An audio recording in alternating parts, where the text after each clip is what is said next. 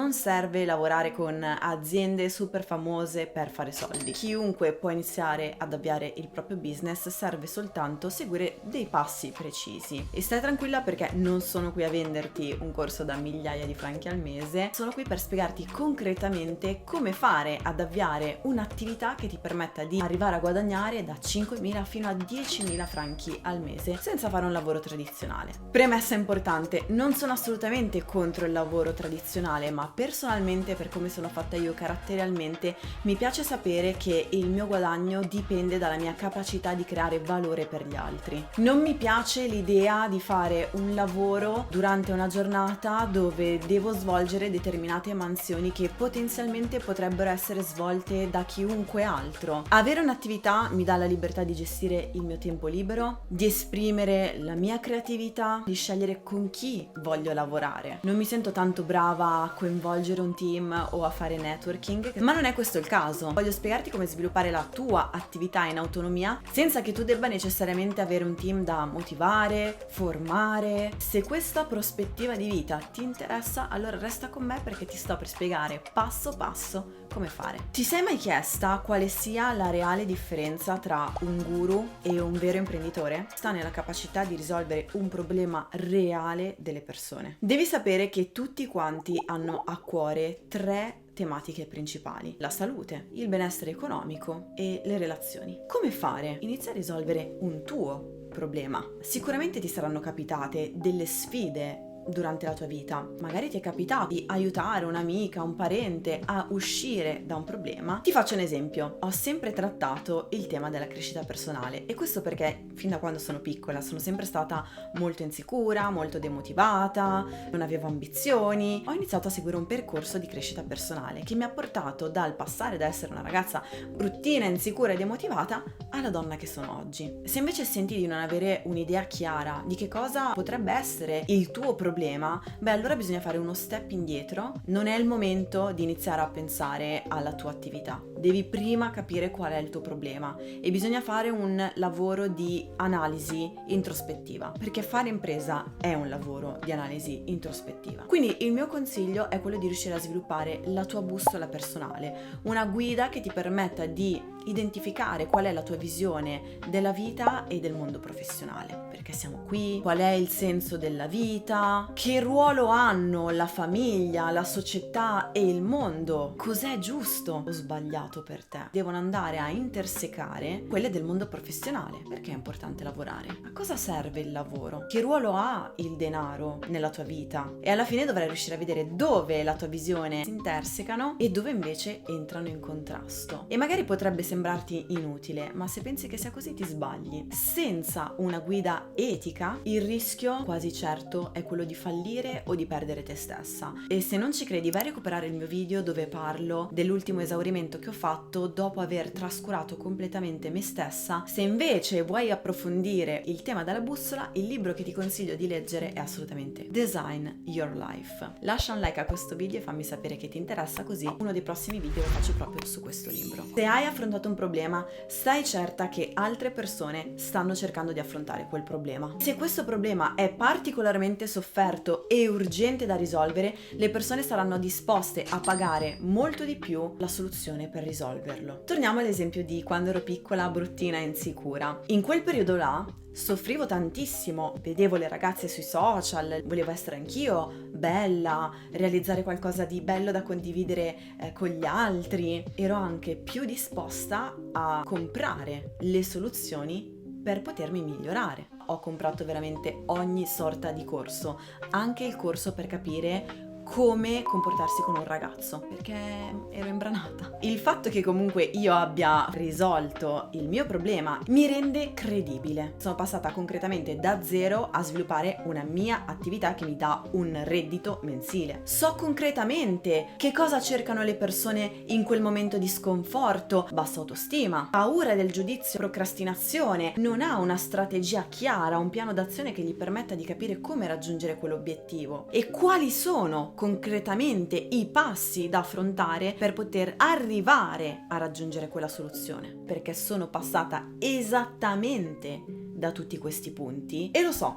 Adesso potresti pensare, ma mica, è facile adesso parlare che hai già risolto tutto quanto. Ma bisogna essere anche consapevoli di una cosa. Se un problema è facile da risolvere e tutti possono risolverlo, non ha valore. Sono consapevole che non sia facile, il motivo per cui ho sviluppato un canale dove affronto tutte queste tematiche e ne parlo apertamente con te per darti in mano tutti quegli strumenti che avrei voluto avere io. Bene, cara mia, hai trovato il tuo problema, capito come risolvere il tuo problema, bisogna creare un framework, creare un processo standardizzato per arrivare alla risoluzione di quel problema. Qualsiasi business passa dal concetto di scalabilità, ti permette di continuare a vendere gli stessi pezzi del tuo prodotto a tutte le persone che vogliono comprare quella risoluzione che ti permette di fare concretamente questi. Ti faccio un esempio concreto. Prendiamo il caso dell'Ovly. Quanti Lovely esistono? Ne esistono di tantissime tipologie, ma sono tutti dei Lovely. Uno dei miei problemi principali durante lo sviluppo della mia attività è stato capire come sviluppare il mio flusso di lavoro. Devo avere traccia di tutta la parte creativa, pubblicarli e tutto quanto, senza rischiare di perdere di vista la strategia, perdere di vista l'ordine dei contenuti, errori dopo errori. Ho sviluppato un mio gestionale personalizzato. Adesso ti faccio una domanda. Tu hai idea di quanto costi chiedere a un informatico di svilupparti un software? Migliaia di franchi. Io questa cosa l'ho fatta gratis con Notion. Non sponsorizza questo video. Potenzialmente potrei prendere questo modello, farne un template e venderlo online a 100 franchi. Pensa soltanto a tutte le social media manager che stanno ancora cercando di raggiungere il livello della mia attività, che magari si trovano a doversi interfacciare con tutti questi problemi e hanno bisogno di questo gestionale. Mettiamo che siano 1000, tac, sono 100.000 franchi puliti. Non ci sono costi di manutenzione, non ci sono costi di gestione. Adesso riesci a capire più concretamente di che cosa stiamo parlando? Poi quando io mi intrippo col tema del business divento sempre un po' più dura perché mi gasa tantissimo, mi fa venire voglia proprio di spaccare. Proprio perché spero che sia venuta anche a te la voglia di spaccare, passiamo al prossimo capitolo dove ti spiego passo dopo passo come fare questa cosa. Quindi concretamente, mica, sono carica, che cosa devo fare se voglio avviare la mia attività? Bene, te lo spiego subito.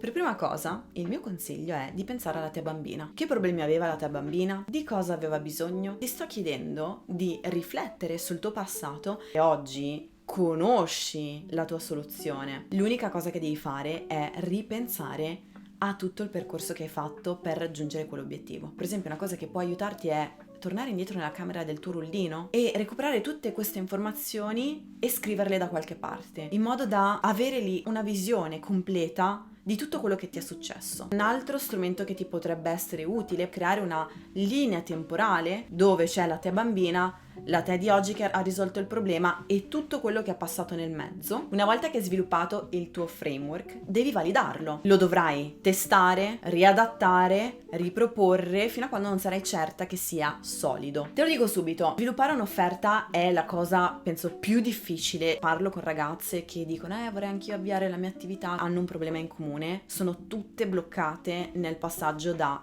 idea a offerta e a volte rimangono in questo limbo anche per anni. La maggior parte delle ragazze pensa: oddio, è arrivato il momento di creare un'offerta, deve essere perfetta, se no nessuno la compra. È un mito che voglio sfatare subito. La tua offerta deve essere la cosa più semplice. Questo è il problema, questa è la soluzione. Ti devi andare a sviluppare la minimum viable offer e quindi arriviamo al prossimo punto della tua offerta, ovvero sviluppare la tua unique selling proposition. Quello che dovrai fare è andare a identificare come gli altri risolvono quel problema e nel come tu svilupperai la tua proposta dovrai essere diversa da loro. In questo modo avrai un prodotto estremamente di valore perché tu proponi di risolvere quel problema in un modo completamente diverso dagli altri. Se tu mangi una pizza ed è buona, non importa che abbia una scatola più bella dell'altra. Nel momento in cui tu la gusti e dici cavolo, questa è la pizza più buona che abbia mai mangiato,